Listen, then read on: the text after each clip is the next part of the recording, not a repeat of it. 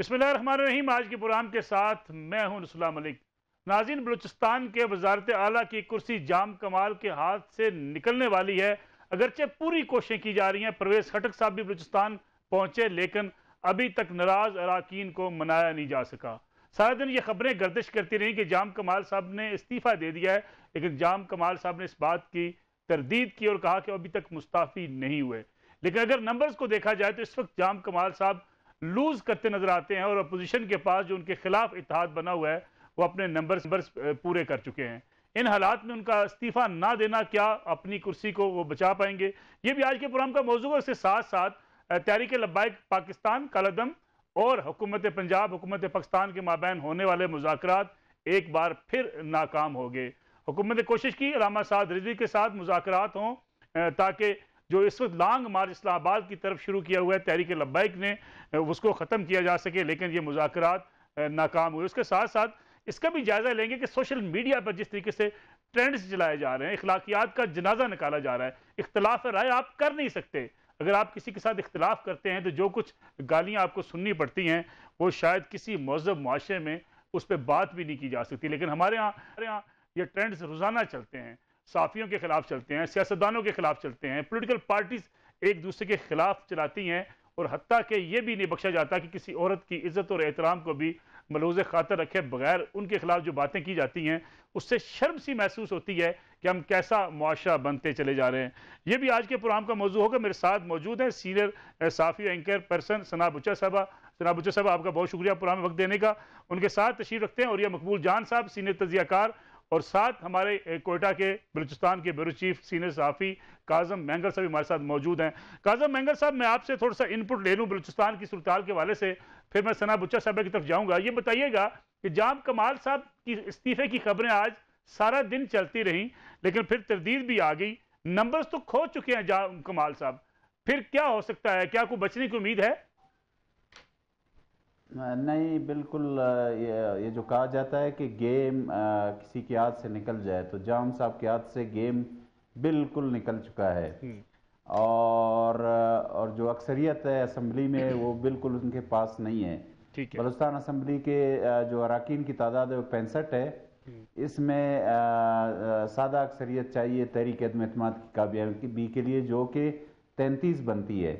अब जो उनके मुखालफिन हैं उनके पास 38 से 40 अरकान हैं, बल्कि ज़्यादा हैं, 41-42 हो गए हैं। आज नवाब सनाउल्लाह ज़हरी भी आए हैं, उन्होंने भी वहाँ वो जो नाराज़ हैं या तहरीक अदम-ए-एतमाद के जो हामी हैं उनकी उन्होंने हिमायत की है।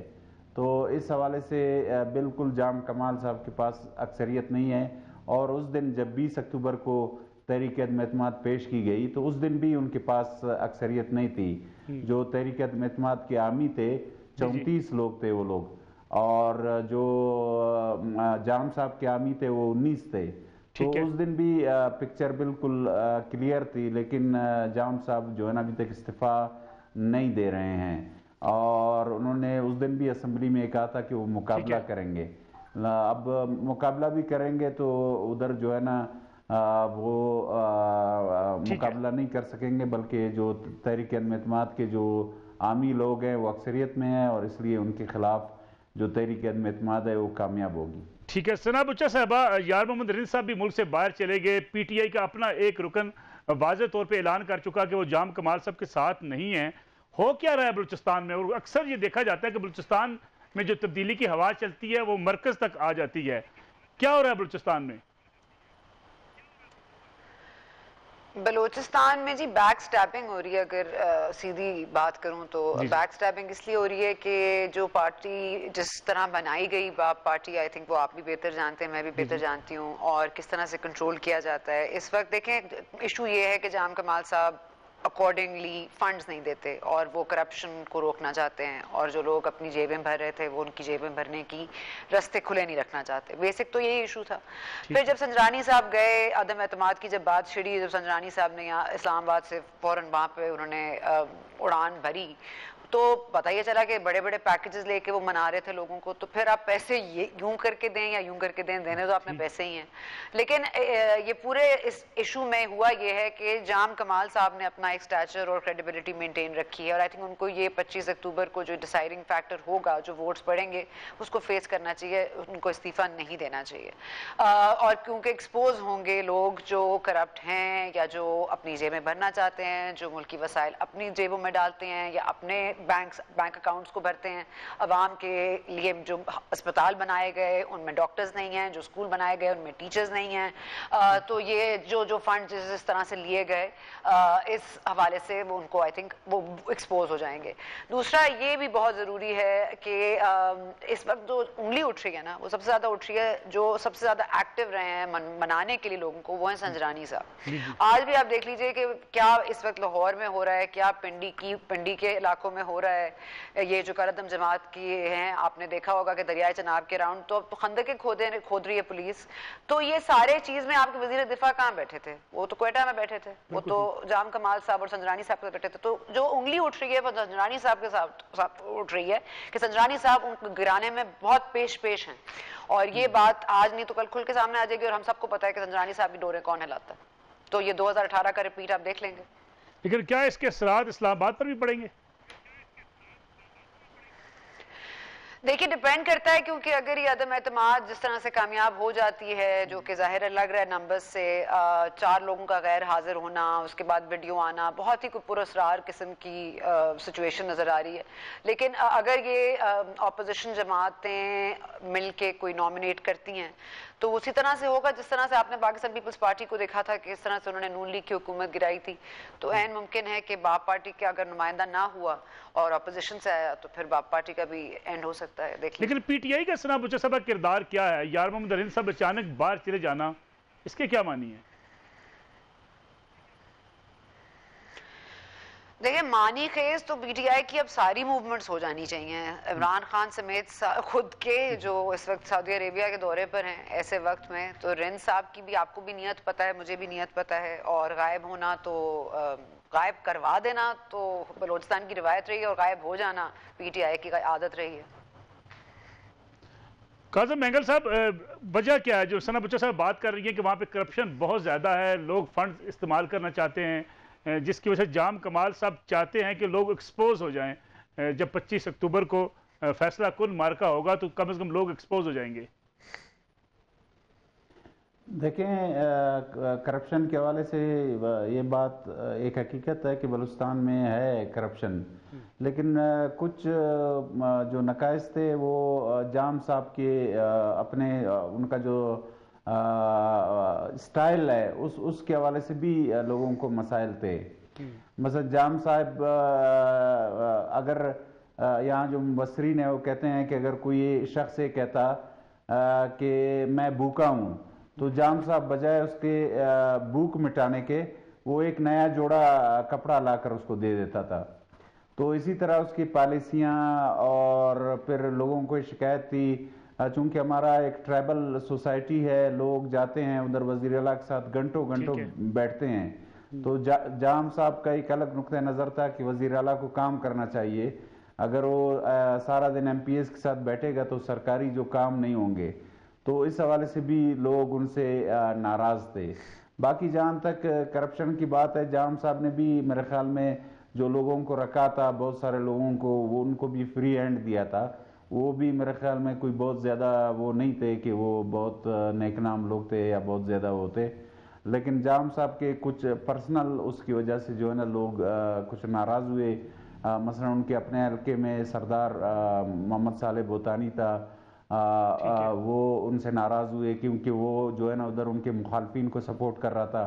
फिर ख़ुद कुदूस विजनजो के हल्के में वो मतलब उनकी पार्टी का स्पीकर था और पार्टी का अहम अहदेदार था, लेकिन उनके हल्के में वो जो है ना कुदूस विजनजो के एलानिया जो मुखालफिन थे उनको सपोर्ट कर रहा था। इसी तरह अपोजिशन के हल्कों में ये एतराज़ किया जाता है कि एमपीएस को नालियों का काम नहीं करना चाहिए। ठीक है, लेकिन जाम साहब का ये था कि अपोजिशन के हल्कों में अपने उनके जो पार्टी के लोग थे वो जाते थे उधर, अपनी जो है ना वो तस्वीरें खिंचवाते थे, और मीडिया में आते थे कि हम ये कर रहे हैं। इसी तरह अपोजिशन वाले जो अरकान थे उनको भी नीचा दिखाने के लिए अपने लोग जो पार्टी के लोग थे उनके मुखालफिन को, तो इस तरह की बहुत सारी जो है ना उनके खिलाफ एतराज़ात थे। सिर्फ जो है ना करप्शन। काज़िम साहब मुझे एक कमर्शियल ब्रेक प्रोग्राम में शामिल करनी है, ब्रेक के बाद वापस आते हैं।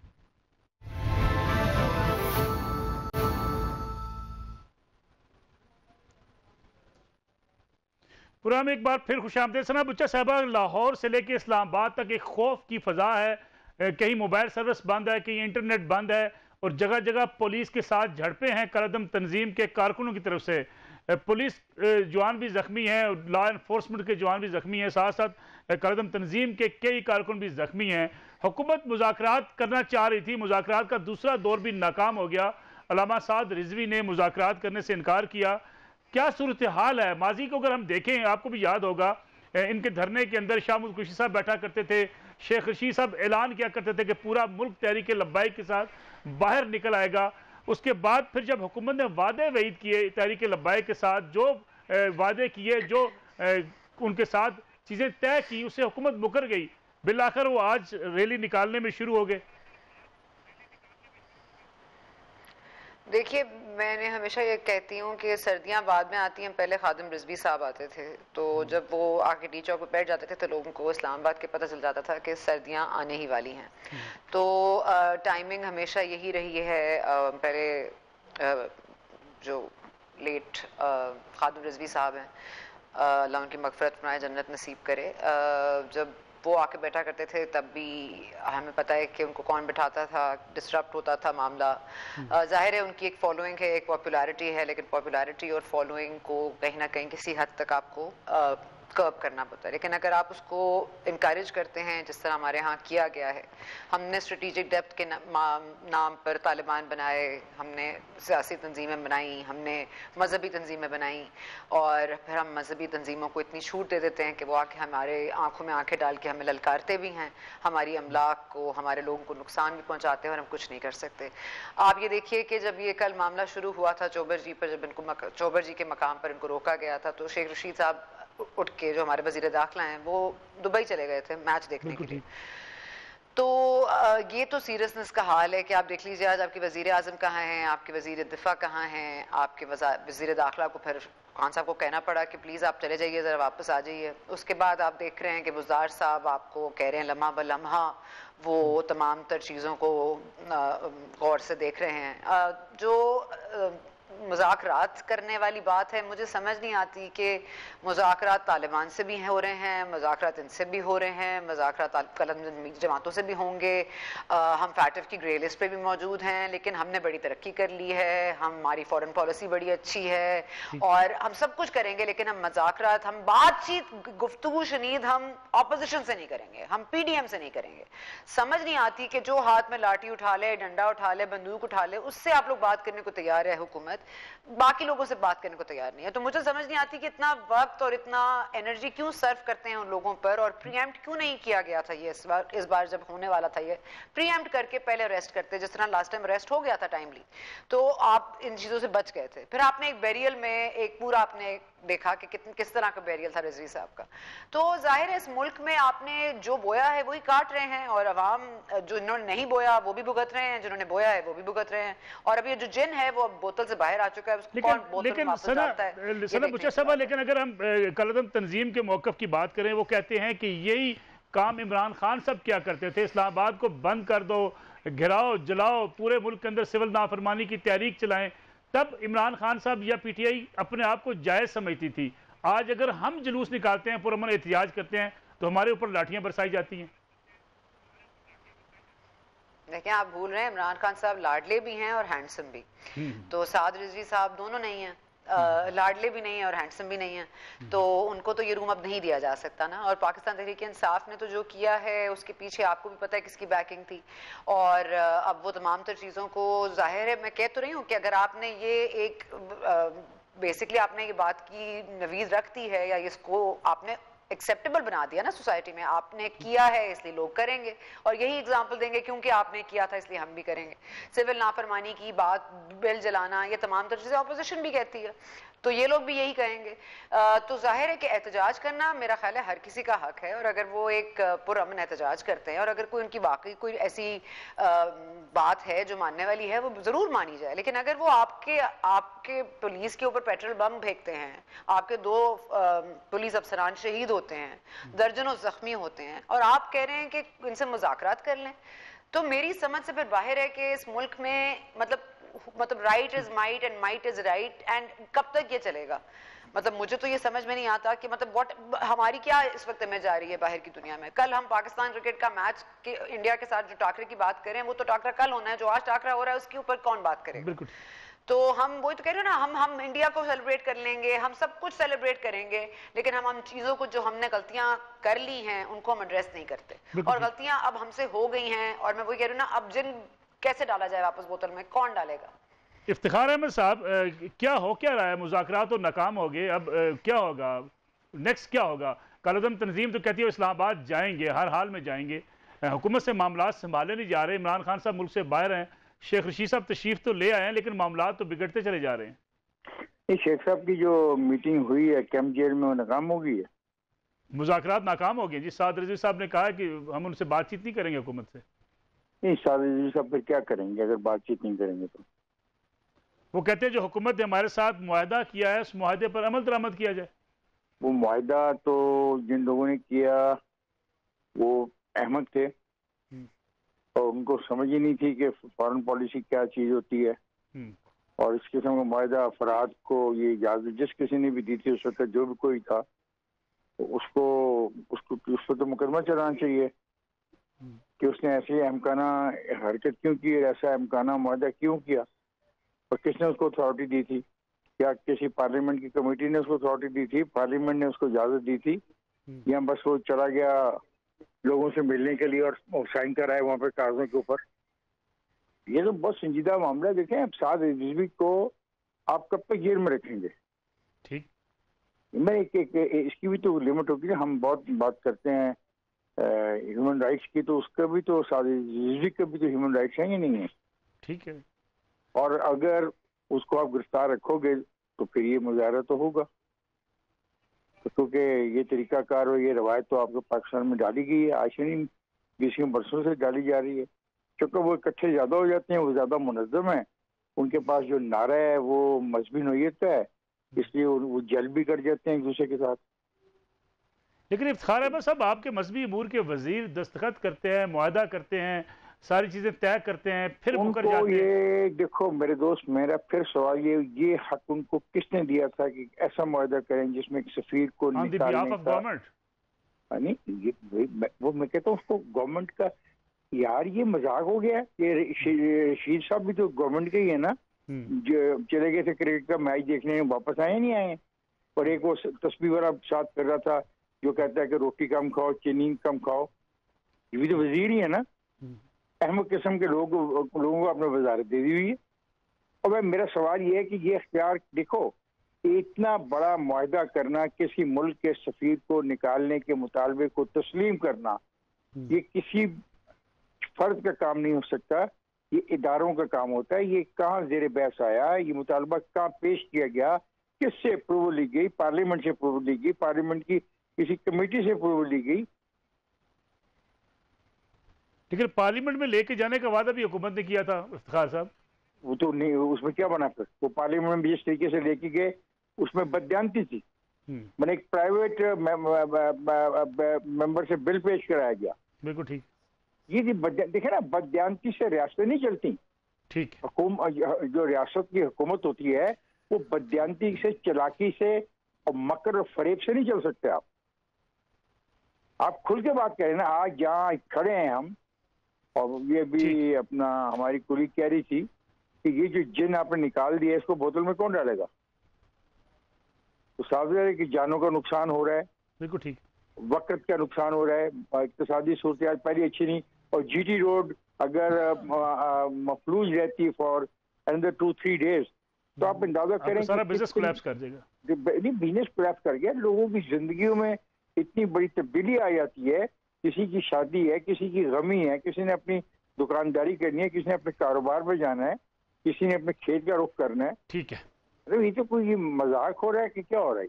ठीक है इफ्तिखार अहमद साहब, मुझे पूरा में एक ब्रेक को शामिल करना है, वापस आएंगे, बात करेंगे उस जो है ट्रेंड्स जो चलाए जा रहे हैं इस वक्त गैर अखलाकी सोशल मीडिया पर सियासी जमातों की तरफ से सहाफ़ियों के खिलाफ, उसका नतीजा क्या निकलेगा, सोसाइटी किस तरफ जा रही है, इतनी जो लैंग्वेज की खराबी है इसका जिम्मेदार आखिर है कौन, और पोलिटिकल पार्टीज अगर ट्रॉलिंग करेंगी फिर आम आदमी भी उसमें शरीक हो जाएगी। इस पर बात करेंगे आफ्टर शॉर्ट ब्रेक।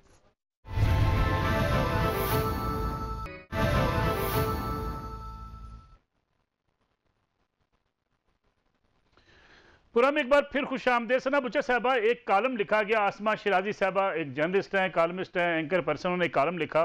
वो कहती है कि मैंने एक इस्तियारे का इस्तेमाल किया अपने कॉलम में, किसी का नाम नहीं लिया, लेकिन जिस तरीके से वफाकी वज़रा ने, तर्जमान वज़ीर आज़म ने प्रेस कॉन्फ्रेंस की और जो इल्ज़ामात आयद किए आसमा शिराजी साहबा के ख़िलाफ़, फिर एक कंपेन चली, एक ट्रेंड चले, जिस तरीके से जो गंदी लैंग्वेज इस्तेमाल की गई, आपको लगता क्या है कि क्या इख्तलाफ की बिना पर इस किस्म के ट्रेंड्स का अब सामना करना पड़ेगा? सॉरी, देखिए मैं समझती हूँ कि गलती दोनों तरफ है। मैं इसलिए आसमा के साथ खड़ी हूँ क्योंकि जाहिर है सहाफ़त में हमें ये हक होना चाहिए कि हम अपना ओपिनियन एक्सप्रेस कर सकें और हमें करना भी चाहिए और ओपनली करना चाहिए। और अगर हम ओपनली बात करेंगे तो हमारे लिए ज़्यादा बेहतर है। अगर हम चेमगोइयों में बात करेंगे तो चेमगोइयों में बहुत सारी बातों को उलझाया जा सकता है। तो अगर आसमा ने कुछ लिखा है तो जाहिर है उसका जो उन्वान है और जो उसका कॉन्टेंट है वो हमें भी पता है, बच्चे बच्चे को पता है इस मुल्क में इस्तिखारों पर और दुआओं पर और दुरूदों पे ये मुल्क चल रहा है और इसमें कोई बुराई नहीं है। किसी का अकीदा है, वो जो उसका अकीदा है वो करना चाहता है, मतलब मैं सदका तक करना चाहती हूँ, मैं सदका का अकीदा है, तो इसमें कोई बुराई तो नहीं है जो आसमा ने लिखा है। और इसमें आसमा को एडमिट भी कर लेना चाहिए कि वो क्या कहने की कोशिश करी थी। लेकिन यहाँ पर मसला ये नहीं है कि आसमा ने क्या लिखा है, ये पढ़ने से पहले, ये देखने से पहले, ये समझने से पहले कि आसमा ने क्या लिखा है या सना बुच्चा ने क्या कहा है या गरीदा फारूकी ने क्या बात की है, उससे पहले हम अब जो बिल्कुल सो रहे होते हैं ना सारे इनके जो मिनिस्टर्स होते हैं, तर्जुमान होते हैं, वो अचानक से जागते हैं, उनको पता चलता है अच्छा जी इसको गालियां देना शुरू कर दो।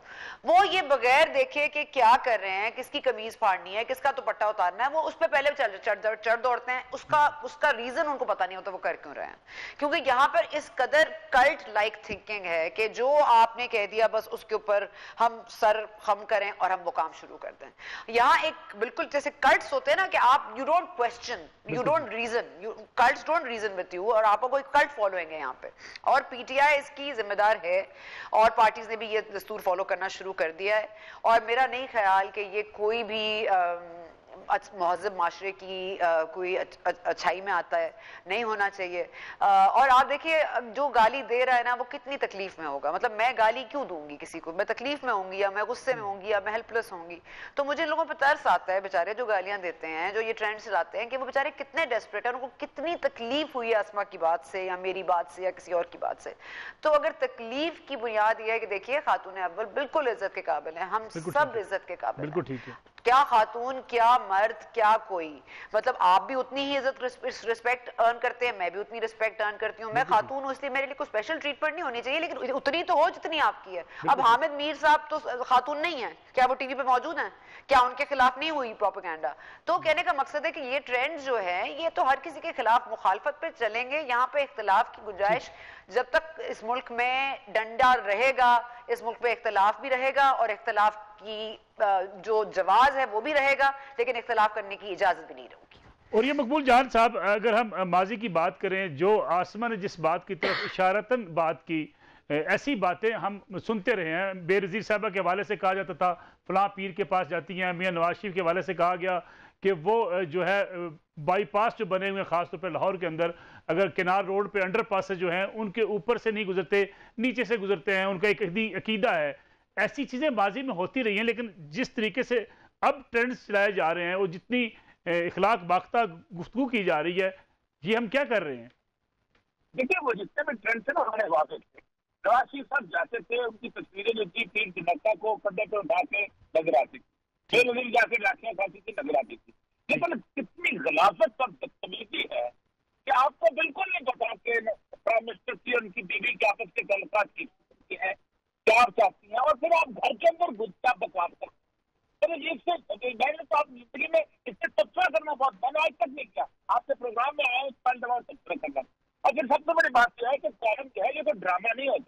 ये तो फैज अहमद साहब की नजर नहीं होती कि आप छुपा के भूल गलियों में गुफ्तगू करते हैं। अब खुल के बोलो जो कुछ है। अब मसला समझ है कि पाकिस्तान के बच्चे को आपने इमरान खान की जाती जिंदगी के अंदर घुसाया है, बच्चे बाहर सियासतदान में घुसाया है, और हर बंदे की बीवी है, हर बंदे के अंदर एक आपके पास एक घर है, हर बंदे के अंदर एक औरत है मौजूदा घर के अंदर, लेकिन कोई गुफ्तगू नहीं करता। तो मुझे जाती है ना कि उसको तीर से नक्का वाला बात हो के टीवी भी जा रहा है, कैमरे भी जा रहे हैं, तो मैं बात करूँ। आप तो घर के अंदर पहुंच गए भाई। लेकिन और ये सब जो सना बुच्चा साहब बात कर रही हैं कि खातून अव्वल की भी इज्जत होनी चाहिए, हर शख्स की इज्जत होनी चाहिए, लेकिन जब आप खुद इस किस्म के काम करते हैं, कुलसूम नवाज साहब बीमार थी, आपको याद होगा, एक डॉक्टर्स पीटीआई से वाबस्ता हॉस्पिटल के अंदर जाके आईसीयू के अंदर घुस गए कि मैं चेक करना चाहता हूं कि वो बीमार हैं या नहीं है। जब इस किस्म की चीजें होंगी तो फिर शायद रद्द-ए-अमल आएगा। आप उस डॉक्टर की ख्याल रखो ना, आप उस डॉक्टर की ख्याल रखो, कोई डॉक्टर क्यों गलत जाए? आप किसी दूसरे के घर में घुसने का आपको किसका आपने दूसरे के बीवी की इज्जत उछालने का किसको दे दिया? और दूसरी बात है, मैं अपने टीवी के जल से पिछले देखा था प्रोग्राम पे रुतुल्लाह खान साहब और वो जनाब खोड़ो कि ये तो ये कौन है, बताएं कौन है ये लड़की का? ओ भाई तुम लोग मतलब ये क्या कर रहे हो? तुमको नहीं पता? तुम इतने भोले बच्चे हो, तुम्हें नहीं पता कि इस मुल्क में क्या गुफ्तगू हो रही है पूरे मुल्क के अंदर? और हर बंदा ये आपने जो है बात ही नहीं की, आपने ओ भाई किसको पता है कि ये बात नहीं की? मसला सारा ये है कि हमने एक इशू था, एक सियासी लीडर ने उठाया, वो सबसे बड़ी जुर्म की बात है, एक औरत ने एक औरत के खिलाफ उठाया, मुझे और तकलीफ होती है। उसके बगैर पब्लिक के अंदर जलसगाह के अंदर कह दिया। अब वो एक औरत है, वो इसके के साथ पर्दों में वो बिछाई रहती है, आपका किस प्रकार बात है? बहुत सारे लोगों को बुरा लगता है, उसका मलबूस से बुरा लगता है, उसका ओढ़ना बिछोना ही बुरा लगता है। उन लोगों को और कोई रास्ता नहीं मिलता। मुझे कोई हमदर्दी नहीं है इमरान खान से उससे भी, लेकिन ये इशू है कि इस इशू के अंदर किसी को भी बोलना चाहिए था।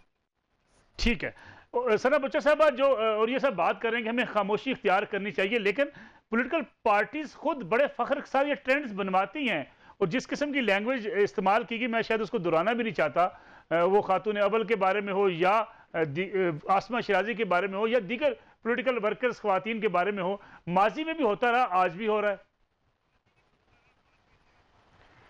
देखिए, मैं औरिया मकबूल जान साहब की बात से बिल्कुल अग्री करती हूँ कि आप किसी के घर में पहुँच के उसकी ज़ातियात पर बात ना करें, और ये बात भी प्लीज़ गौर फिक्र रखिए कि आप ये क्यों भूल जाते हैं कि खातून अव्वल का एक रोल है सियासत में, उनका एक रोल है। ओन चौधरी साहब कहाँ हैं?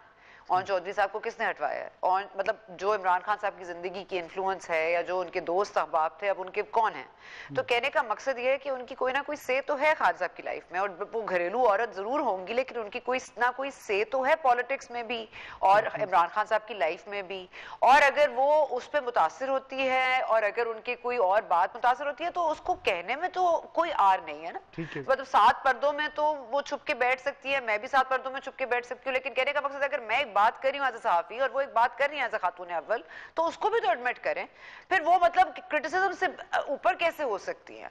क्रिटिसिज्म तो किसी भी सूरत में आ सकता है, मुझ पर भी आ सकता है, किसी और पर भी आ सकता है, या तो वाकई उनका कोई रोल ही ना रहा होता किसी भी चीज में, तो समझ आती है कि ये बात गलत की आसमा ने, और आसमा ने बात गलत किया या सही किया उसको आप छोड़ दीजिए, उसका रद्द अमल गलत है। और मैं तो इसकी प्रेमिस बात की कर रही हूँ कि खातून अव्वल के ऊपर क्या कहा गया है, क्या ऐसा काट के दिया गया? वो एक नेक औरत हैं, वो एक उनका एक अकीदा है, मैं उनकी रिस्पेक्ट करती हूँ, उनके अकीदे की रिस्पेक्ट करती हूँ, वो जो समझती है, मैं भी अपनी अगर जिंदगी के कोई मामले इस्तिखारे से हल करना चाहती हूँ तो मेरा मसला है ना।